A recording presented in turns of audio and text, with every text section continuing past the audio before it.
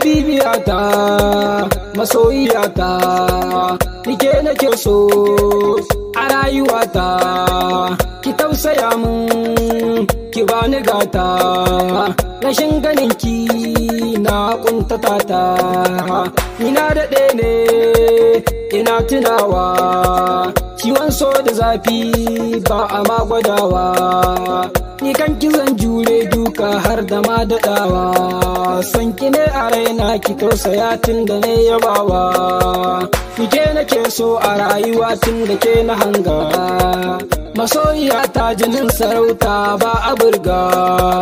akan kina sa dan ba kuma za na ja da guga da kin ganni kin san majanuni ne na gaske zuciyata da ke ta aminta bani wasa da ke alƙawarin so alƙawari ne ya daɗe mun rike ki dakata kar ki bar ni zuciyata huka wajen ambatan ki mutane sun faɗe na hauka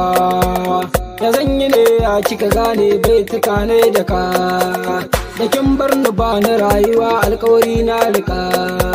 nike nake so a duniya tun da kin yo fice yaban ki ban fara ba aikun gama na wuce nazarce gaban gaba aikin da ta wuce basir ne suna na aikar ki ce mun wuce habibiyata da ke nake so mu rayu daure kina kama ne sam zubi na laure wayo ni kaina da kin guje ni za a dinga ware na koma kamar maraya ai san ki ne a jere ya zanyi ne da zuciyata tun da ke take so ki agaza min ki bani dama ke nake so furci na dare da rana wai me kike so ga dan tsohuwa yana taiban kike ke so kyakkyawa ado na kowa wacce ba ta laifi na jima da sanin ta na ce muku tun muna arafi santa ne motso a zuciya sai na ganni kurfi inda kowa yake shanawa sanyi ya zafi me kuka gane a baitika na tun da so ne ce ne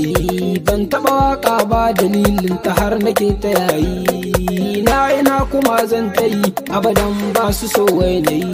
wayo soyayya daɗi ni na gama ba ni karawa me alkunya ce da ganin ta ai tana yawan ganewa me so na ce ta furta min ni kaɗai nake morewa za na barki yan mata ban so ba amma ina dawowa za na barki yan mata ban so ba amma ina dawowa